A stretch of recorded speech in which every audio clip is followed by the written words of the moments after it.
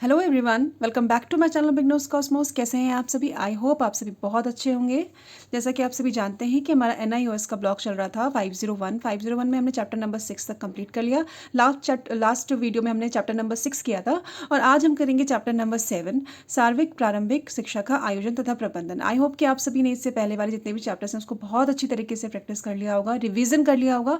और अगर आपको कहीं कोई डाउट आ रहा होगा उनमें जो हो चुका है आप मुझे कमेंट में पूछ सकते हैं। मैं पूरी कोशिश करूँगी आपका प्रॉब्लम सॉल्व करने की। तो ये है हमारे वो इंडेक्स, ठीक है, इसमें कुछ करना नहीं है। ये है बच्चा आप लोगों का प्रस्तावना, इसमें भी कुछ नहीं करना है। ये है अधिगम उद्देश्य कि ये पढ़ने के बाद हमें ये पता लगेगा। तो हम अपना चैप्टर शुरू करेंगे यहाँ से। ये है प्रारंभिक शिक्षा के प्रबंधन का विकेंद्रीकरण। अब ये विकेंद्रीकरण क्या होता है ये मैं आपको पहले ही समझा चुकी हूँ, बहुत अच्छी तरीके से मैंने आपको समझाया हुआ है। आपने अगर वो नहीं देखा है प्रीवियस वीडियो तो आप जाके एक बार देख लीजिए, आपको पता लग जाएगा कि विकेंद्रीकरण क्या होता है। चलिए ठीक है, मैं आपको समझा देती हूँ। एक विकेंद्रीकरण प्रणाली में स्थानीय जिला गांव के स्तर पर प्राथमिक शिक्षा के विभिन्न पक्षों पर पर्याप्त अधिकार दिए जाते हैं।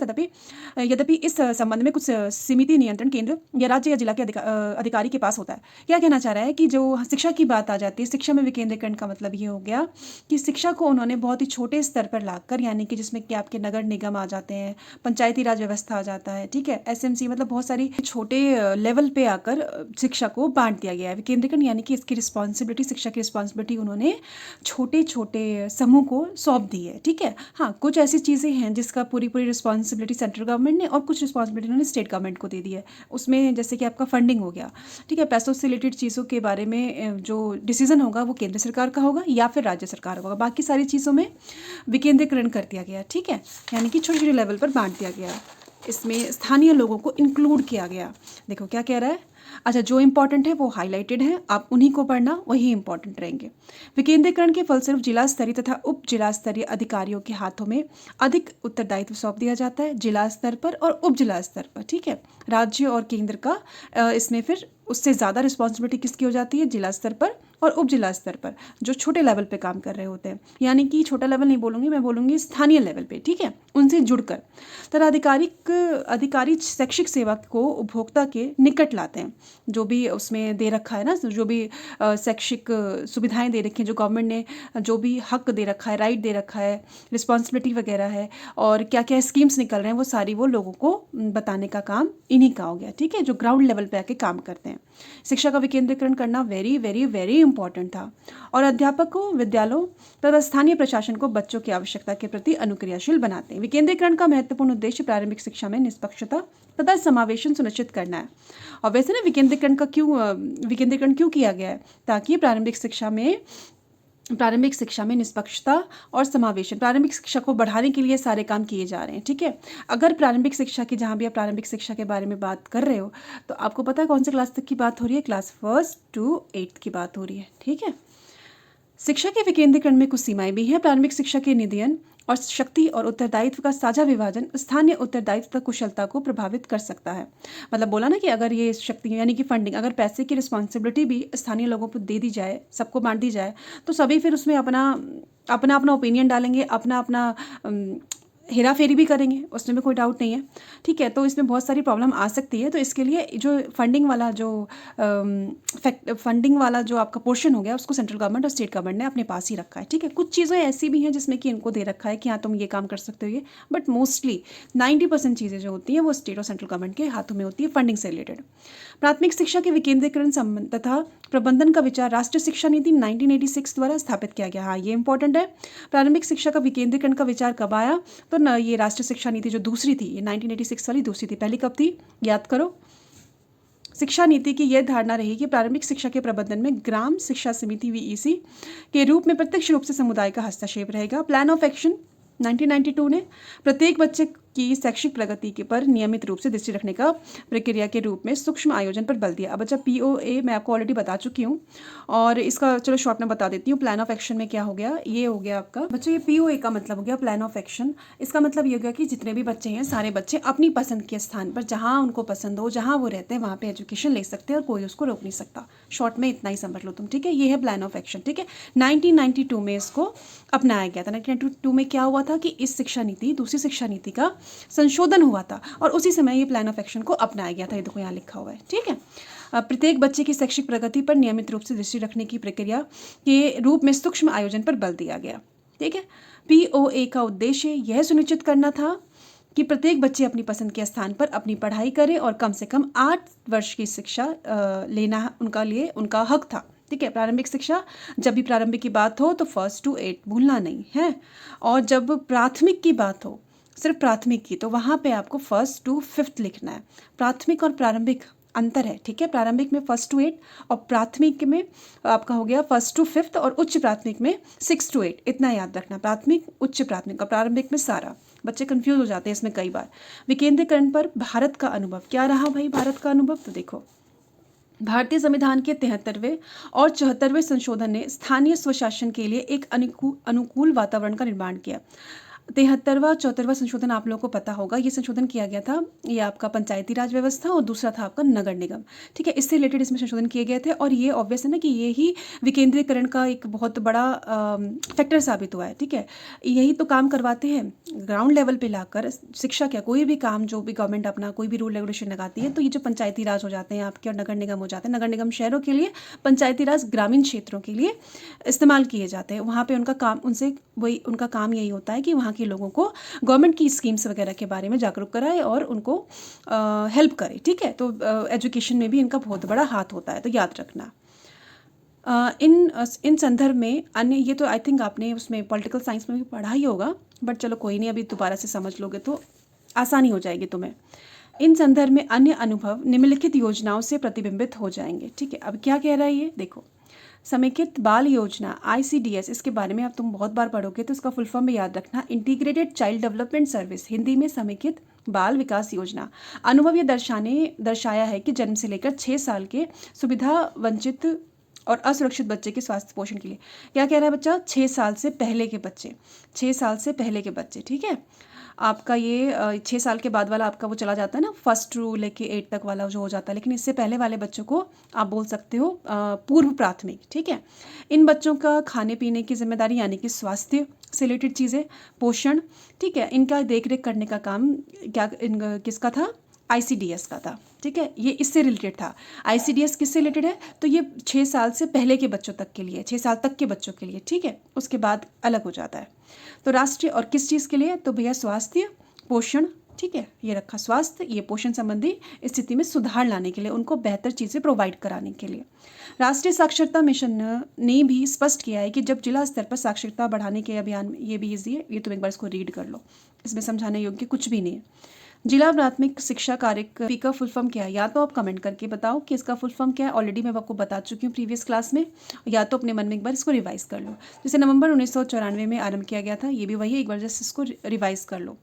UEE का फुल फॉर्म बताया था मैंने आपको, यूनिवर्सलाइजेशन ऑफ एलिमेंट्री एजुकेशन। वैसे मैं आपको ये पूरा चैप्टर करा चुकी हूँ, मैंने आपको बताया है ऑलरेडी। ठीक है, UEE का full form universalisation of elementary education. ठीक है, तो इसमें भी कुछ नहीं है समझाने लायक, एक बार तुम इसे रीड कर लो। डाइट को अपने अपने राज्यों के माध्यम से जिला स्तर पर प्रारंभिक शिक्षा के विकास की योजना बनाने के लिए मुख्य दायित्व सौंपा गया। जिला स्तर पर प्रारंभिक शिक्षा से रिलेटेड काम कौन करता है भाई? डाइट करता है। डाइट का फुल फॉर्म क्या है? एक बार आप, अगर आपको याद हो, आप कमेंट कर सकते हो, अदरवाइज अपने मन में इसको रिकॉल कर लो। ठीक है, बस तुमको याद होना चाहिए। यही ये योजना बनाने के लिए मुख्य दायित्व सौंपा गया है, जिला स्तर पर इसको ये दायित्व सौंपा गया है प्रारंभिक शिक्षा से रिलेटेड काम करने के लिए। आप लोग भी डाइट करके ही आए होंगे ना, 99% बच्चे तो डाइट करके ही आए होंगे।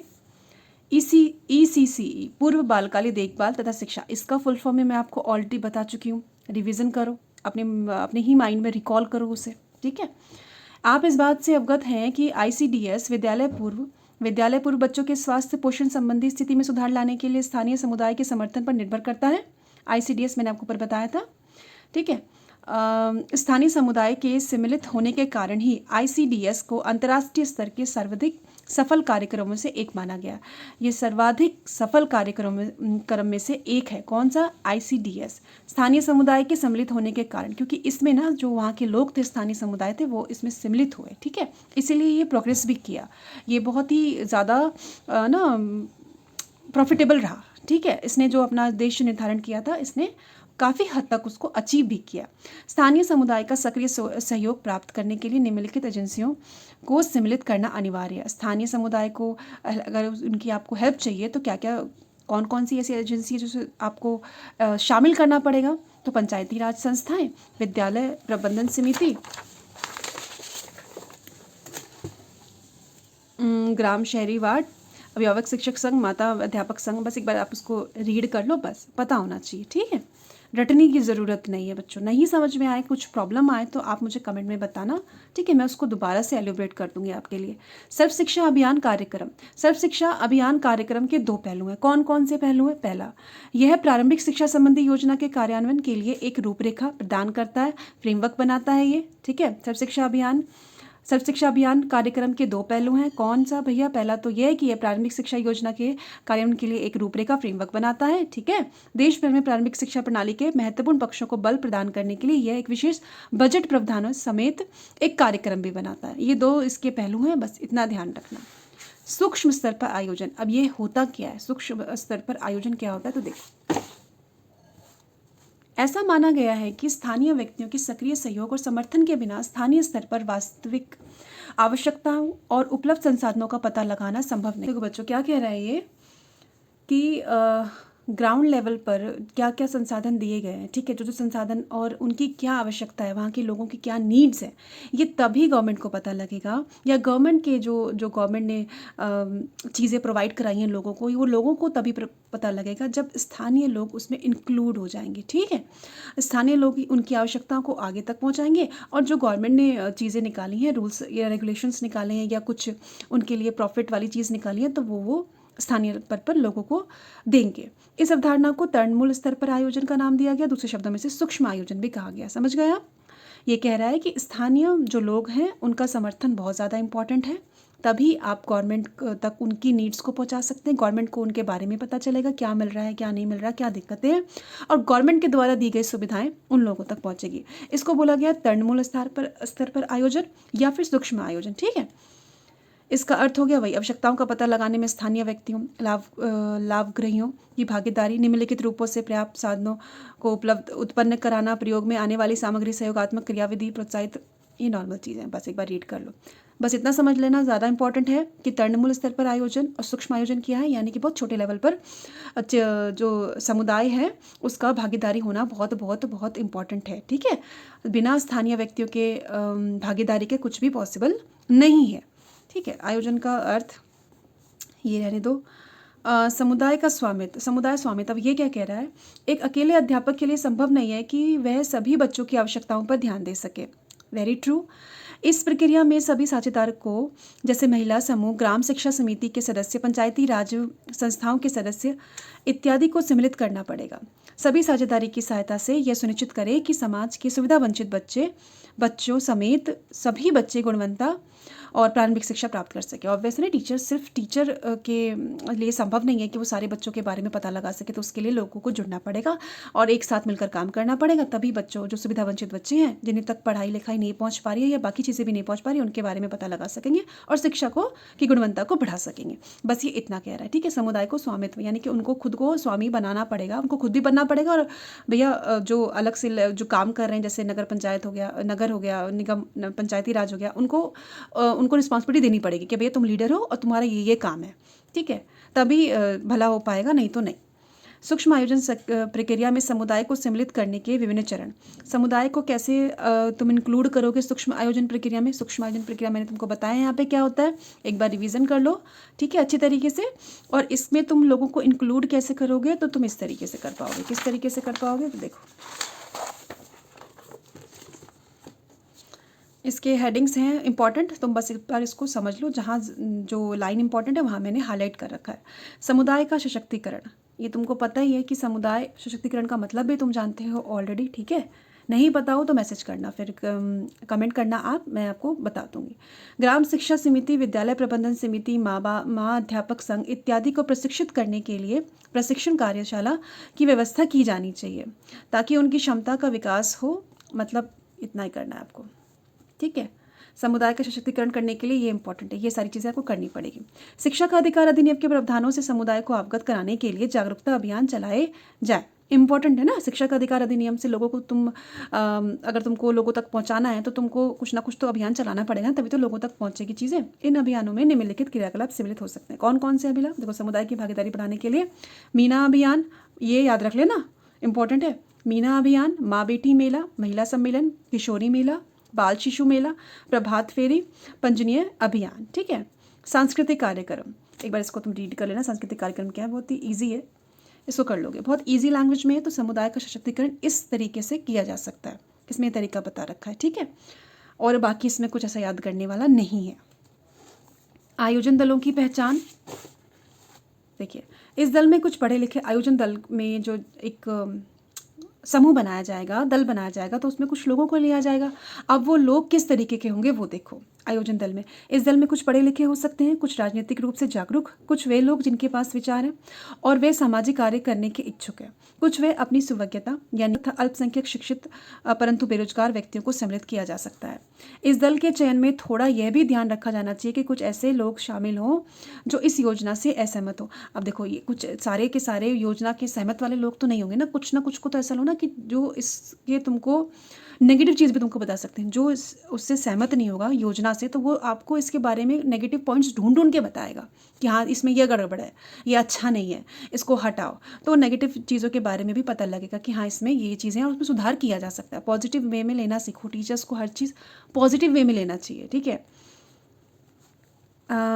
अभियांतर आयोजन दल का क्षमता निर्माण, बस ये मुद्दा ही, ये पॉइंट ही करो, दैट्स इट। उन मुद्दों की पहचान करना जिनसे निपटाने के लिए हस्तक्षेप की आवश्यकता पड़ती है। आंकड़ों की आवश्यकता तथा उनके स्रोत, इसमें भी ऐसा कुछ पढ़ने वाला नहीं है, ना ही समझने वाला है।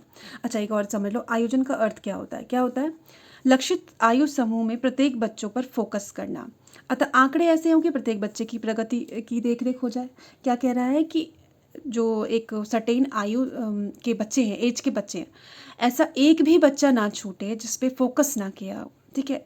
एक बच्चा, ऐसा नहीं कह सकते 90% बच्चे ऐसे हैं, 80% बच्चे ऐसे हैं, तो भैया 10% बच्चे नहीं पढ़ने वाले।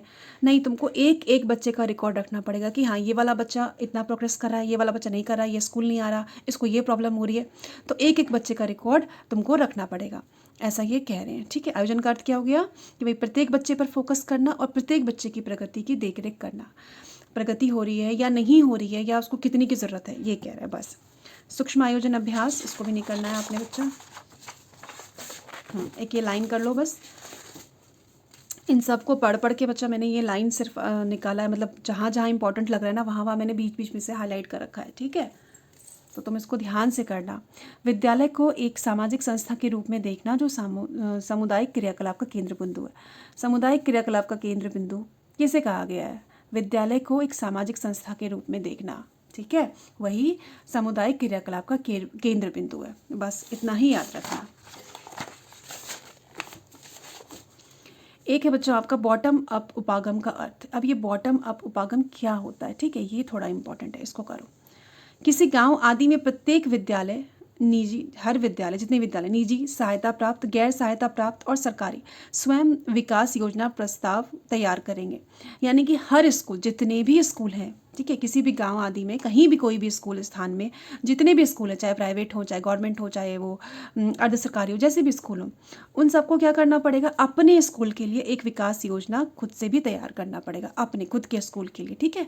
उसको बोला गया है बॉटम अप उपागम। क्या करना है इसमें? कुछ नहीं है, जितने भी स्कूल्स हैं उन सभी को अपने स्कूल के लिए, अपने खुद के स्कूल के लिए एक योजना, विकास योजना प्रस्ताव तैयार करना है। दैट्स इट, इतना ही तुम्हें याद करना है। बॉटम अप उपागम इसे कहा जाता है।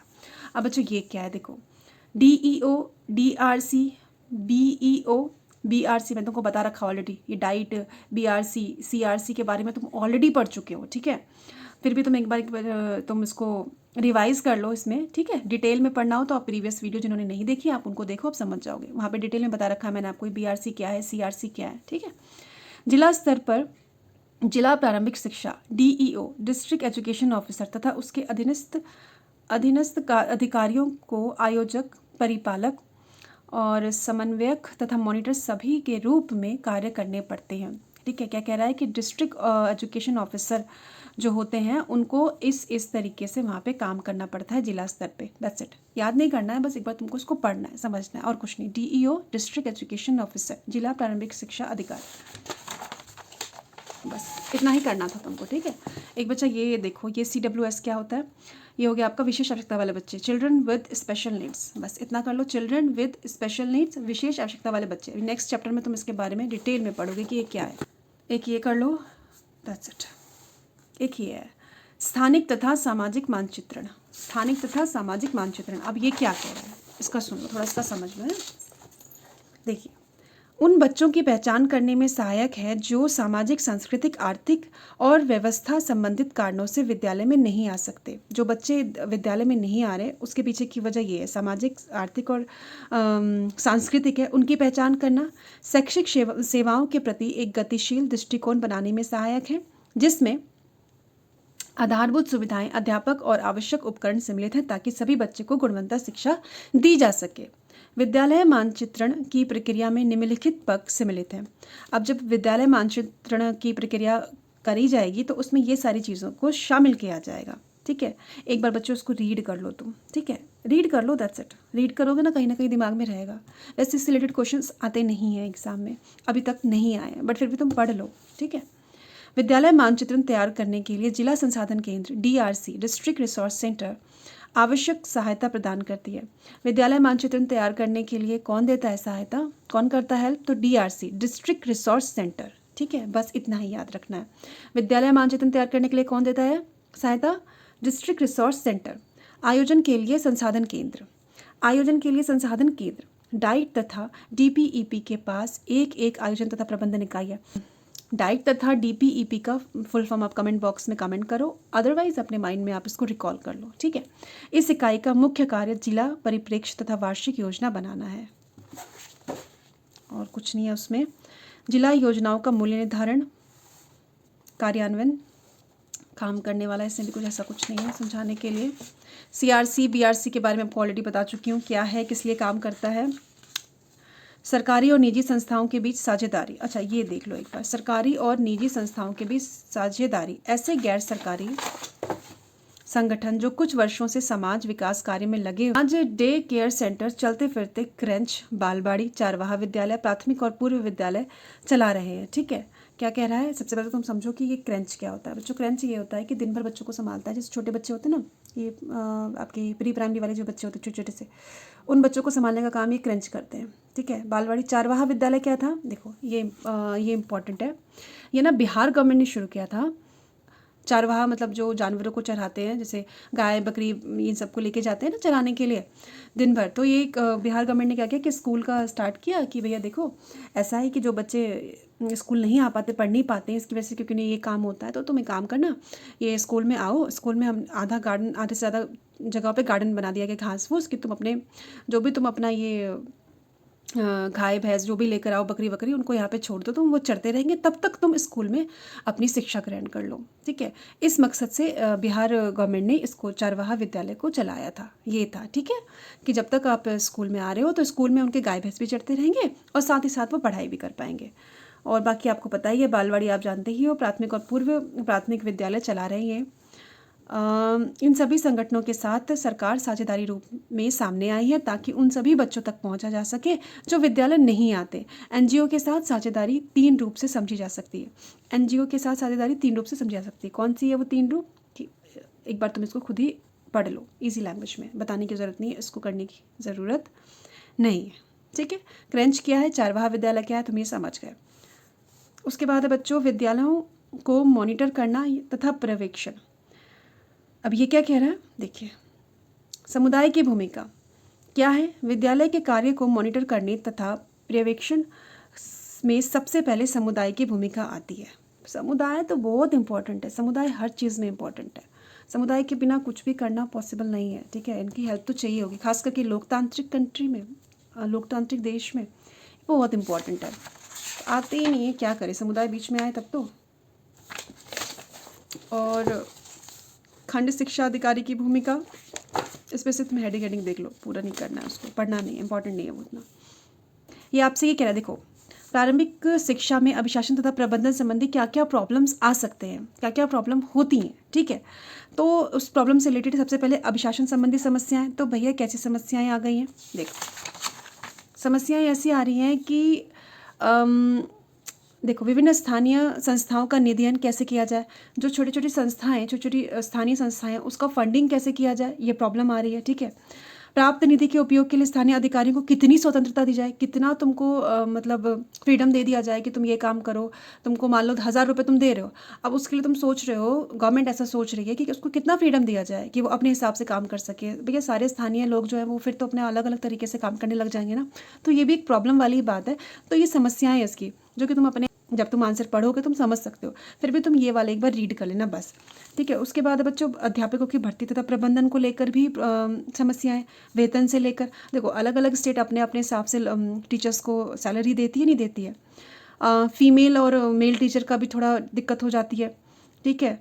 और टीचर्स क्वालिफाइड है कि नहीं है, अच्छा पढ़ा रही है कि नहीं पढ़ा रही है, तो ये सारी प्रॉब्लम्स इसमें आती हैं, फेस भी करनी पड़ती हैं, ठीक है। तो ये प्रॉब्लम की बात कही गई है। तो अध्यापक संबंधी वही वेतन वाला प्रॉब्लम आ जाता है, फीमेल और मेल वाला आ जाता है। और टीचर कैसा है, ये तो बहुत इंपॉर्टेंट है, गुण उसका, बस इसके अलावा कुछ नहीं है। हाँ ये बहुत इंपॉर्टेंट है, विद्यालय प्रबंधन समिति की भूमिका। अब ये विद्यालय प्रबंधन समिति क्या होती है, स्कूल मैनेजमेंट कमेटी, वैसे मैं तुम्हें ऑलरेडी बताया इसके बारे में, फिर भी पढ़ लो एक बार। एसएमसी शॉर्ट में तुमको ये एसएमसी बहुत देखने को मिलेगा, बहुत। स्कूल मैनेजमेंट कमेटी, विद्यालय प्रबंधन समिति क्या है ये? प्रत्येक विद्यालय में मान्यता प्राप्त करने के 6 महीने के भीतर एक विद्यालय प्रबंधन समिति का गठन करना अनिवार्य, करना ही पड़ेगा, ठीक है। हर स्कूल को एक विद्यालय समिति बनाना पड़ता है, एसएमसी बनाना पड़ता है। इसकी अवधि 2 वर्ष की होनी चाहिए। जो एक कमेटी बनी है तो 2 साल के लिए वैलिड होती है वो। विद्यालय प्रबंधन समिति में 75% सदस्य बच्चों के अभिभावक यानी कि पेरेंट्स होते हैं, ठीक है। 75 जो होते हैं वो पेरेंट्स होते हैं, यानी कि इतने पेरेंट्स हो गए। अब बचा आपका 25%, ठीक है। अब इसमें क्या क्या होते हैं देखो, इसमें 1/3 सदस्य स्थानीय अधिकारी के निर्वाचित सदस्य में से होंगे। स्थानीय अधिकारी के निर्वाचित 1/3 हटा दो, ठीक है। 25% में से भी 1/3 25% है ना, 75 तो हो गया अभिभावक, और उसमें हो गया आपका एक हो गया आपका 25% में कौन हो गए, तो भैया स्थानीय अधिकारी हो गए। दूसरे 1/3 में विद्यालय में से ही होंगे जिनका निर्णय विद्यालय के अध्यापक करेंगे, विद्यालय में से ही होंगे। और इसका निर्णय कौन करेगा, इसका निर्णय डिसीजन लेने का पूरा पूरा हक टीचर्स को है। शेष 1/3 जो बच गया, जो आपका ये वाला बच गया, 1/3 स्थानीय शिक्षाविद तथा विद्यालय के विद्यार्थी में से होंगे जिसका निर्णय समिति के अभिभावक सदस्य करेंगे। कौन होंगे भैया, स्थानीय शिक्षाविद हो सकते हैं और विद्यालय के विद्यार्थी हो सकते हैं, लेकिन इसका डिसीजन स्कूल नहीं करेगी। ये कौन करेगा, ये अभिभावक करेंगे। जो ये 75% लेकर बैठे हैं ना, ये उनकी रिस्पॉन्सिबिलिटी है, इनको चुनने का दायित्व भी उनका है, ठीक है। याद रखना 75% में अभिभावक हैं, बाकी जो आपका 25% बचा हुआ है, ठीक है, सॉरी ये 1/3 है, ठीक है। 25% 1/3 और ये भी बच्चा 1/3 1/3 पार्ट है, ठीक है। 1/3 में आपका आ गया स्थानीय अधिकारी, दूसरा आ गया आपका जो ये विद्यालय में, दूसरा आ गया आपका बच्चा विद्यालय में विद्यालय के ही लोग होंगे, ठीक है। और तीसरा हो गया आपका स्थानीय शिक्षाविद या विद्यार्थी, दोनों हो सकते हैं, ठीक है इसमें तीसरा। और इस तरीके से 100% पूरा हो गया। बच्चों के अधिकारों की सुरक्षा, बच्चों के कुछ महत्वपूर्ण अधिकार जिसकी सुरक्षा अनिवार्य समझी जाती है, तो ये बच्चों के अधिकार हैं, तुम इसको पढ़ लो एक बार, पता होगा फिर भी पढ़ लो। विद्यालय प्रबंधन समिति द्वारा विद्यालय विकास योजना का निर्माण। अब देखो बच्चों ये क्या कह रहा है, ये कह रहा है विद्यालय प्रबंधन समिति वित्तीय वर्ष की समाप्ति से कम 3 महीने पहले एक विद्यालय विकास योजना तैयार करेगी। जो हमारा इंडिया का वित्तीय वर्ष होता है, आई होप कि आपको पता हो, नहीं पता हो तो मैं बता देती हूँ। ये आपका बच्चा अप्रैल से शुरू होता है, 1 अप्रैल से शुरू होता है, ठीक है। मार्च में खत्म हो जाता है ना, अप्रैल से नया हमारा वित्तीय वर्ष शुरू हो जाता है। ये योजना 3 वर्ष की अवधि तक चलेगी और इनमें से 3 वार्षिक उप योजनाएं होंगी। विद्यालय प्रबंधन समिति वित्तीय वर्ष की समाप्ति से कम 3 महीने पहले वो अपना विकास योजना दे देती है और ये 3 साल की अवधि तक चलेगी और 3 उप योजनाएं उसकी होती हैं, हर साल के लिए 1 उप योजना, ठीक है। और इस योजना में निम्नलिखित विवरण, क्या क्या होगा इस योजना में, तुम इसको पढ़ लो, यही पढ़ लो, ये इंपॉर्टेंट है, इसको मत छोड़ना, पर ईजी है कि ये सारी चीज़ें उस योजना में इंक्लूड करेंगे एसएमसी, स्कूल मैनेजमेंट कमेटी, ठीक है। उसके बाद है बच्चों आपका विद्यालय प्रबंधन बनाम शिक्षा का अधिकार अधिनियम 2009, आरटीई 2009 खूब पढ़ चुके हो तुम इसके बारे में, अभी पढ़ोगे और आगे भी पढ़ने वाले हो।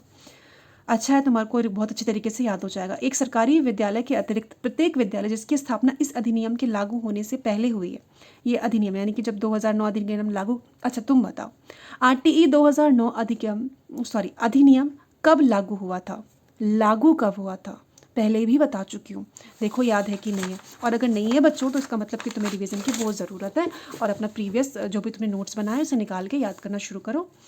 तो बताना कब लागू हुए, कमेंट करना, नहीं तो अपने माइंड में ही तुम रिकॉल कर लेना।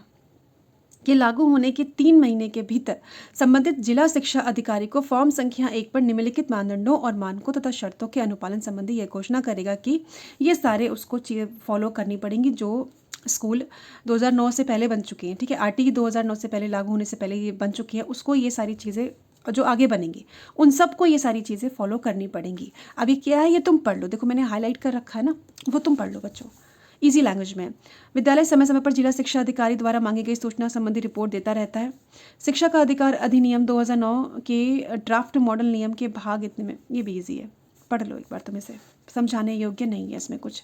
यदि वह प्रशिक्षित अध्यापक नियुक्त नहीं, हाँ ये देख लेना एक बार, ये क्या करेगा बच्चा कि यदि वह प्रशिक्षण यानी कि स्कूल की बात हो रही है कि नियुक्त नहीं करता है तो उस विद्यालय की मान्यता निरस्त की जा सकती है। मतलब जहाँ पे तुम्हारा जो क्वालिफाइड टीचर नहीं है, ठीक है, मान लो अगर प्राइमरी के लिए डाइट चाहिए होता है, नहीं है डाइट बच्चों के पास, नहीं कर रखा है, मतलब ग्रेजुएशन कर लिया फिर भी टीचर्स को ले लिया गया, जो विद्यालय मान्यता प्राप्त है, ध्यान से सुनना, ठीक है, गवर्नमेंट से एफिलेटेड है, उनके लिए बताया जा रहा है।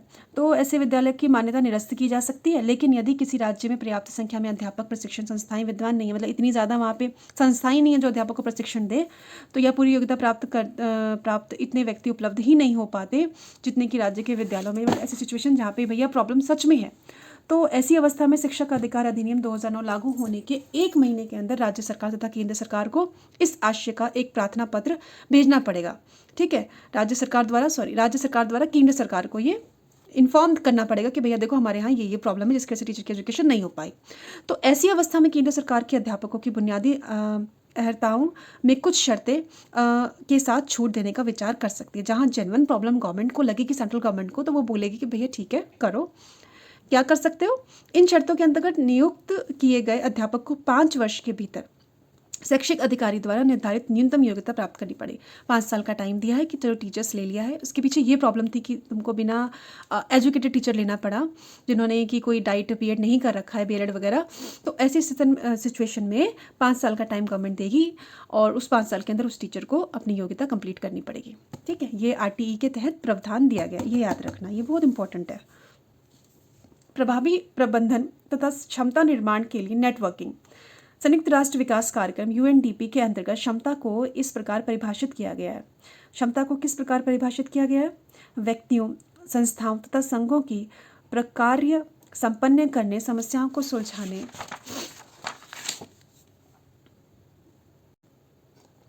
और उद्देश्यों को निर्धारित करने तथा अविच्छिन्न रूप से उन्हें प्राप्त करने की योग्यता को क्षमता का नाम दिया गया है। क्षमता निर्माण या क्षमता विकास शब्दों का उपयोग मानव और संस्थागत क्षमता स्थापित करने के काम के लिए किया जाता है। बच्चों इसमें थोड़ा सा ये लेंदी है, अभी आपका आई थिंक थोड़ा सा और बच रहा है, इसके बाद 2-3 पेजेस का बच रहा है, उसके बाद खत्म हो जाएगा।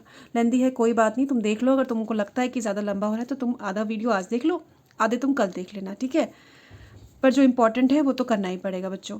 प्रारंभिक शिक्षा के सार्वत्रिकीकरण के प्रबंधन के लिए सूचना तथा संप्रेषण प्रौद्योगिकी आईसीटी का फुल फॉर्म बताओ इंग्लिश में, तुम सबको पता होगा ही होगा। आईसीटी याद करो, सूचना तथा संप्रेषण प्रौद्योगिकी। आईसीटी का संकेत computer network, internet, telephone, television, radio तथा श्रव्य दृश्य उपकरण और अन्य ऐसे उपकरणों से, वही टेक्नोलॉजी, राइट, उसी से रिलेटेड किसका संबंध है? आईसीटी का संबंध है। सूचना तथा संप्रेषण प्रौद्योगिकी आईसीटी, याद आया तुम्हें आईसीटी का फुल फॉर्म? नहीं आया? Information communication technology. जिन बच्चों को याद नहीं आया उनके लिए, के प्रति विवेदी अभिज्ञता के प्राय डिजिटल डिवाइस की संज्ञा दी जाती है। सूचना तथा संप्रेषण प्रौद्योगिकी के प्रति विवेदी अभिज्ञता को प्राय डिजिटल डिवाइस की संज्ञा दी जाती है। किसकी संज्ञा दी जाती है? Digital device. सूचना तथा संप्रेषण प्रौद्योगिकी आईसीटी उपभोग के 3 चालक है, 3 ड्राइवर। हाँ ये आया हुआ, ये एग्जाम में आया हुआ बच्चा, VVI कि आईसीटी के कितने चालक है? 3 है, भाषा, साक्षरता और अधिगम, ठीक है, भाषा, साक्षरता और अधिगम। शिक्षा केवल एक साधन ही नहीं जिसके द्वारा व्यक्ति समाज और अर्थव्यवस्था में कुशल भागीदारी बनते हैं, सूचना तथा संप्रेषण प्रौद्योगिकी उपयोग के प्रसार में भी एक मुख्य चालक है। शिक्षा बहुत ज़्यादा इंपॉर्टेंट है, ठीक है। हर चीज़ में शिक्षा इंपॉर्टेंट है, इवन ICT में भी शिक्षा इंपॉर्टेंट है। जो शिक्षित नहीं है वो इसका इस्तेमाल नहीं कर सकता, ठीक है। बस इतना याद रखो। अब अच्छा, स्कूल नेट क्या है तुमको पता ही होगा, पर फिर भी एक बार देख लो। स्कूल नेट विद्यालय को इंटरनेट से जोड़कर प्रारंभिक शिक्षा के लिए एक सूचना प्रबंधन प्रणाली को बढ़ावा देता है, जिसके माध्यम से विभिन्न विद्यार्थी, अध्यापक, विद्यालय, प्रशासनिक एजेंसियां और अभिभावक तथा सामान्य जन प्रसार आपस में जुड़े, मतलब जितने भी लोग स्कूल से रिलेटेड हैं वो सब आपस में एक दूसरे से जुड़े होते हैं। संक्षिप्त रूप में कहे तो स्कूल नेट शैक्षिक अधिकारी, विद्यालय, अध्यापक, अभिभावक, समुदाय, विस्तृत शैक्षिक संस्थानों का नेटवर्क है। स्कूल नेटवर्क का काम क्या होता है? तो देखो, सबसे पहला काम हो गया बच्चा आपका प्रौद्योगिकी सेवाएं। स्कूल नेट का काम क्या काम है? काम देखो, प्रौद्योगिकी सेवाएं, विषय वस्तु संबंधी सेवाएं, सहयोगात्मक परियोजना, ये सारे वही है, ये उनके काम है। एक बार तुम इसको ना ऊपर ऊपर से पढ़ लो, समझ जाओगे क्या है। स्कूल नेट एक शैक्षिक प्रबंधन प्रणाली के रूप में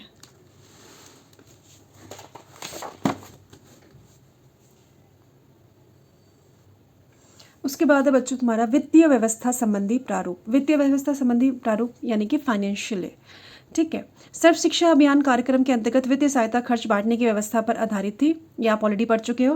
केंद्र तथा राज्य सरकारों के बीच ये आधार 9वीं पंचवर्षीय योजना में 85 और 15 यानी कि 85 सेंट्रल गवर्नमेंट और 15 देगी। ये सर्व शिक्षा अभियान SSA के बारे में बता रहा है, ठीक है। 85 देगी सेंट्रल गवर्नमेंट और 15% देगा इसका पैसा स्टेट गवर्नमेंट। उसके बाद ये 10वीं पंचवर्षीय योजना में हो गया। अच्छा ये बताओ, SSA 9वीं पंचवर्षीय योजना में आया था कि 10वीं पंचवर्षीय योजना में आया था? ये भी मैं तुम्हें बता चुकी हूँ ऑलरेडी, कमेंट में आंसर करो।